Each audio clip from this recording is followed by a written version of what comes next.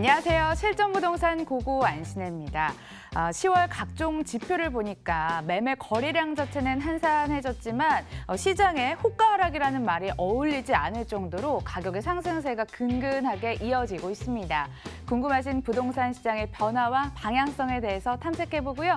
알짜 정보까지 가져가보는 시간 갖겠습니다. 출발할게요. 실전부동산 고고!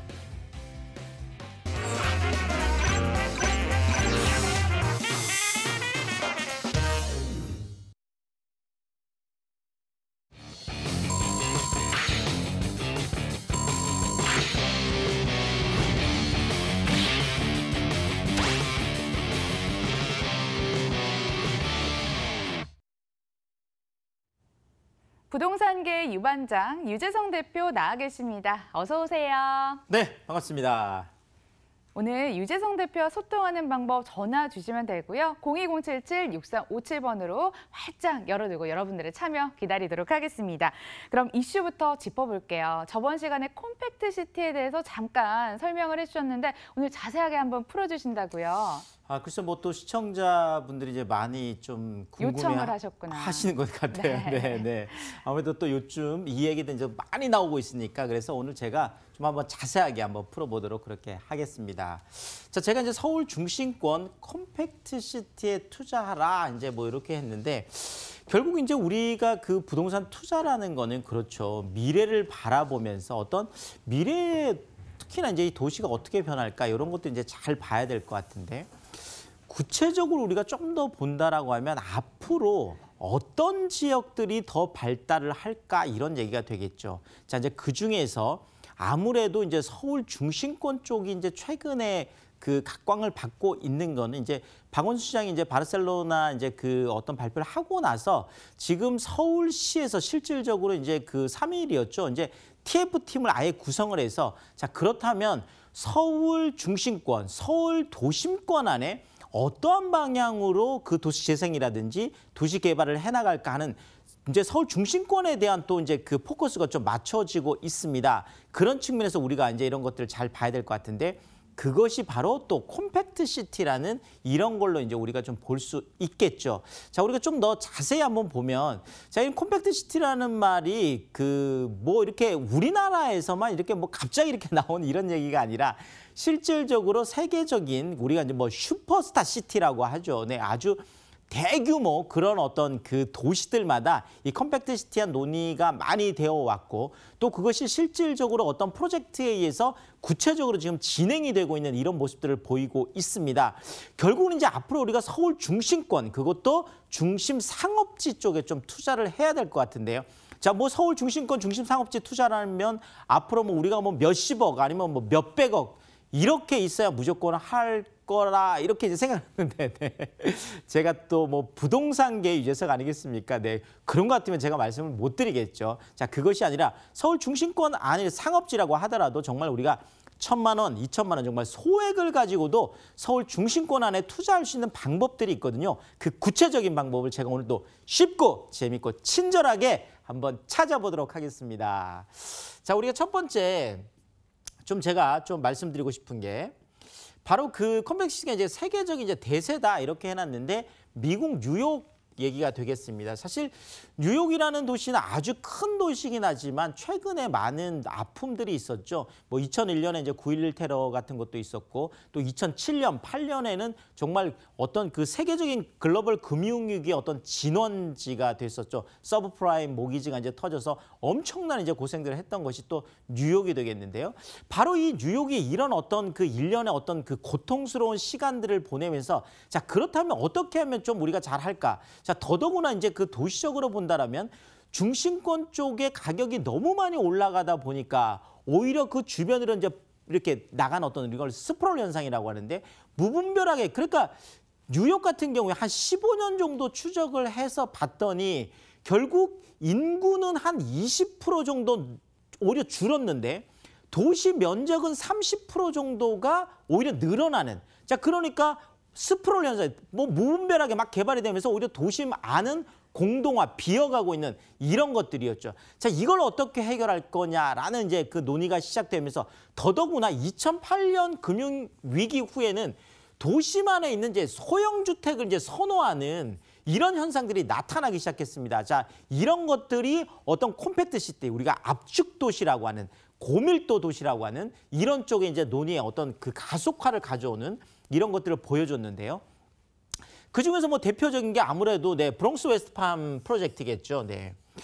지금 뭐 우리 지금 서울 중심권 안에도 그런 것들이 있겠지만 지금 여기에도 이제 공업 지역 중에서 도심안에 있는 공업 지역들이 좀 낙후되기 마련이거든요. 바로 브롱스 웨스트팜도 그런 지역이었는데 바로 이 공업 지역 안에다가 주거 기능을 더 많이 넣고 상업 기능을 많이 넣은 어떤 복합 대규모 빌딩을 한 10개 정도를 공급을 했습니다. 자, 이러다 보니까 이쪽이 산업은 산업대로 활성화가 되고 또 많은 또 그 기업들이 몰려오면서 그렇죠. 또 그 주거에 대한 수요가 늘어나면서 주택에 대한 것들도 많이 활성화가 되고 또 상업 쪽도 활성화가 되는 이렇게 하면서 브롱스 웨스트팜이 많이 발전하는 이런 모습을 보여줬고요. 자, 또 하나가 허드슨 야드라는 곳인데요.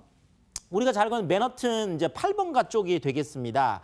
이쪽이 이제 허드슨강 가까이에 우리 돈으로 약 한 28조 원 정도 되는 지금 이것이 2024년까지 완공이니까 지금 뭐 이미 진행이 됐고 이제 진행 중인 앞으로도 계속 하고 있는 그런 프로젝트가 되겠는데요. 이쪽이 용적률을 무려 3,300%. 네, 어마어마하죠. 지금 우리나라 중심 상업 지역의 최고 용적률이 약 한 1,500% 정도 되는데요. 그거보다 훨씬 더 많은 어마어마한 용적률을 들여서 한 16개 정도의 또 아주 대규모 이제 그 주상복합들을 이제 지으면서 똑같습니다. 이쪽도 뭐 상업 기능이라든지 또 주거 기능뿐만 아니라 업무 빌딩 같은 이런 것들을 많이 넣어서 지금 금융 쪽도 이쪽으로 많이 오면서 오히려 월스트리트를 제치고 허드슨 야드 쪽으로 지금 많이 지금 또 금융 기업들도 오고 있는 이런 모습을 보이고 있어서 굉장히 성공적으로 좀 평가를 받고 있습니다. 자, 여기에다가 지금 또 하나 우리가 봐야 될 게 바로 이제 일본 이제 도쿄가 될 텐데요. 자, 도쿄 같은 경우에는 이제 잃어버린 20년이라고 해서 그렇죠. 뭐 거의 부동산 쪽에 이제 버블도 왔었고 이제 전반적인 이제 경기 침체 이런 것들 이제 계속 겪어오면서 그렇다면 도심 기능을 무작정 분산하는 정책이 좋았냐? 이게 아니었다라는 걸 이제 깨닫고 도시 분산 정책을 그냥 철회를 하는. 지금 뭐 우리나라 같은 경우에도 지금 그렇죠. 서울에서 지금 도시 분산 정책을 실질적으로 하고 있죠. 1기 신도시가 그렇고 2기 신도시가 그렇고 최근에 논의가 되고 있는 이제 3기 신도시까지 이런 것들을 겪으면서 일본도 지금 똑같은 과정을 겪고 있는데 결국 일본은 도시 기능 분산 정책을 철회를 하고 이것이 아니라 복합 건물을 대규모로 공급을 해서 경제 활성화를 시키겠다. 이 대표적인 게 바로 록봉길스 프로젝트가 되겠습니다. 뭐 많이 알고 있는 거죠. 고령화 시대에는 오히려 도심 고밀도 개발을 해야 된다는 록봉길스가 아주 성공을 하면서 이런 것들이 또 각광을 받고 있습니다. 자, 그렇다면 우리나라는 또 어떨까요? 지금 우리나라 같은 경우 서울 중심권 안에 있는 이제 컴팩트 시티가 몸값 상승입니다. 중심 상업지가 되겠습니다. 영등포 같은 경우에도 당산동, 양평동, 물레동 전체 다가 준공업 지역인데 이것이 준주거에서 지금 많이 각광을 받고 있죠. 성수동 같은 경우도 마찬가지죠. 이쪽들이 주거, 상업, 업무 고밀도로 지금 개발이 되면서 많이 지금 지가 상승이 일어나고 있습니다. 여기에다가 마고가 R&D 쪽이나 목동 쪽에 이제 스마트 시티로 되는 것들, 여의도 쪽, 강동 쪽, 첨단 업무 단지들 많이 들어오잖아요. 이런 쪽에 주거, 상업, 업무 쪽에 융복합 지금 개발들이 대단위로 일어나고 이런 것들이 더 가속화된다는 거죠. 자, 그렇다면 우리가 어디다 투자를 해야 될까요? 맞습니다. 바로 서울 중심, 그것도 역세권 쪽 가까운 쪽의 상업지들이 지금 많이 지금 각광을 받고 있거든요. 더 고밀도 개발이 되고 이쪽으로 상업이라든지 주거라든지 업무들이 계속 몰려들고 있습니다. 그렇다면 이런 쪽에 우리가 도보 10분 거리 안에 정말 1,000만 원, 2,000만 원 소액을 가지고도 투자할 수 있는 이런 소형 주택 쪽에 관심을 갖고 투자한다면 반드시 성공 투자할 수 있다. 이렇게 정리하겠습니다. 말씀 잘 들었고요. 오프라인을 통해서도 더 자세한 이야기 들을 수 있는 기회가 있습니다. 화면으로 소개해드립니다. 첫 번째 세미나부터 소개해드립니다. 주택 임대사업자를 위해서 2018 유망부동산에 대해서 무료로 특강해드리는데요. 매주 수요일 오후 1시 강남구청역 3번 출구 투썸빌딩에서 진행됩니다. 02077-6357번으로 예약 주시고요. 두 번째 세미나도 소개해드립니다. 서울 중심권 소액 투자 전략 짚어드리거든요. 매주 토요일 오후 1시 강남구청역 3번 출구 투썸빌딩에서 진행되고요. 두 세미나 모두 02077-6357번으로 예약 주시길 바랄게요. 대표님, 주택 임대사업자 관련해서 고민 깊으실 것 같은데요. 첫 번째 세미나 가면 이런 얘기 들을 수 있는 거예요? 네, 제가 뭐 방송에서 다 말씀드릴 수 없는 것들을 제가 또 세미나에 오시면 직접 제가 말씀을 드립니다. 자, 특히나 지금 주택임대사업자를 활용하는 것들은 우리가 서울 중심권 안에 소형 주택들, 뭐 주거용 오피스텔이라든지 도시형 생활주택이라든지 또 뭐 다세대 주택이라든지 이런 것들을 우리가 투자를 하지만 이런 것들이 사실 세제상 혜택을 많이 받는 쪽으로 가야 되거든요. 그런 측면에서 주택임대사업자를 위한 제가 세미나를 마련하고 있는데 이것이 정말 우리가 그 양도세 100% 감면받는 방법, 취득세, 재산세 100% 감면받는 이런 방법들을 우리가 활용해서 그것도 유망부동산에 뭐 투자를 당연히 해야 되겠죠. 제가 그래서 주택임대사업자를 2018 유망부동산 무료 특강을 마련을 하고 있습니다. 매주 수요일 날 오후 1시에 강남구청역 쪽에서 제가 직접 강의를 합니다. 또 하나가 서울 중심권 안에 제가 늘 투자를 하라고 하는데 그렇죠. 그렇지만 우리가 정말 소액을 가지고 또 투자를 할 필요가 있겠죠. 지금 뭐 대출을 낸다든지 뭐 이렇게 해서 되는 게 아니거든요. 정말 1,000만 원, 2,000만 원 소액을 가지고도 서울 중심권 안에 투자할 수 있는 방법. 뭐 지방 분들도 요즘 서울 중심권 관심이 굉장히 높습니다. 제가 그래서 이거는 매주 토요일 날 오후 1시에 이것도 강남구청역 쪽에서 하고 있는데 두 세미나 모두 제가 직접 강의를 합니다. 정말 많은 분들이 오시니까 꼭 예약 전화를 남겨주시고 참석하셔야 헛걸음 안 하신다 이렇게 말씀드리겠습니다. 예, 세미나도 많은 참여 부탁드리고요. 이제는 생생한 현장으로 떠나볼 차례입니다. 첫 번째 정보부터 만나보시죠. 서울시 영등포구 영등포동 복층형 오피스텔 기다리고 있습니다. 1호선과 경부선이 지나가는 영등포역에서 도보로 3분 거리, 2021년 1월 준공 예정으로 15층 건물 내 5층에 방 1개, 복층 침실, 거실 겸 주방, 욕실로 구성됐습니다. 매매 금액은 1억 7천만 원, 전세시 보증금 1억 6천만 원, 이를 활용했을 때 실제 투자 금액 1천만 원 예상됩니다. 월세시 보증금 1천만 원에 월 75만 원, 대출 예상 금액 1억 1,900만 원 활용했을 때 실제 투자 금액 4,100만 원 예상되는 곳이네요. 앞서 설명해 주신 것처럼 콤팩트 시티의 한 축이라고 하거든요. 어떤 이야기 들을 수 있을지 궁금해집니다. 지역 분석부터 먼저 시작해 볼게요. 네, 그러겠습니다. 뭐 정말 콤팩트 시티, 콤팩트 어려운 게 아니고요. 실질적으로 지금 뭐 그 서울시 2030 서울 플랜에도 보면 일단 뭐 서울을 3대도심 중심으로 키우겠다라는 거잖아요. 그게 종로 광화문하고 그렇죠. 이쪽 강남하고 그다음에 영등포 이렇게 해서 3대도심이 되겠습니다. 이 3대도심이 결국은 중심 상업이 되는 거고 이것이 지금 이제 콤팩트 시티로 주목을 받고 있는 거거든요.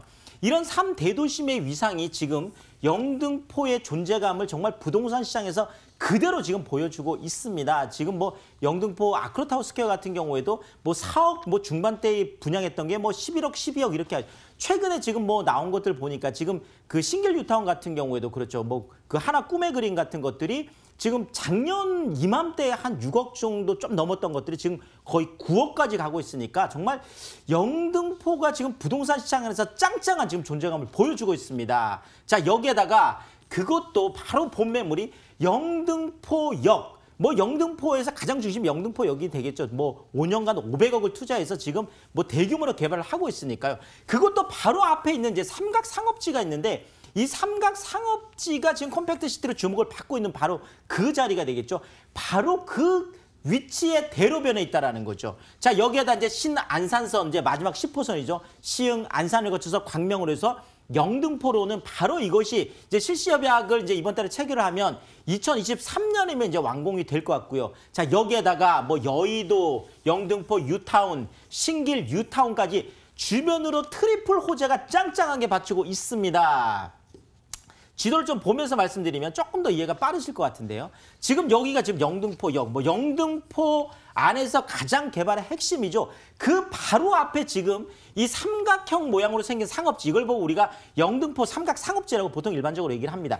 이 대로변에 본 매물이 있다라는 거죠. 이것만 해도 뭐 입지적으로 어마어마하죠. 자, 그런데 지금 바로 앞에 영등포 이제 고가 차도가 지금 여의도 쪽하고 약간의 괴리감을 주고 있는데 이것을 이제 내년까지 완전히 철거하겠다는 거잖아요. 자, 그렇다면 여의도까지 이렇게 또 쭉 넘어간 한 800m밖에 되지 않으니까요. 여기에다가 영등포 뉴타운 바로 위에 이렇게 받치고 있고 아래쪽에 지금 신길 뉴타운까지, 그렇죠.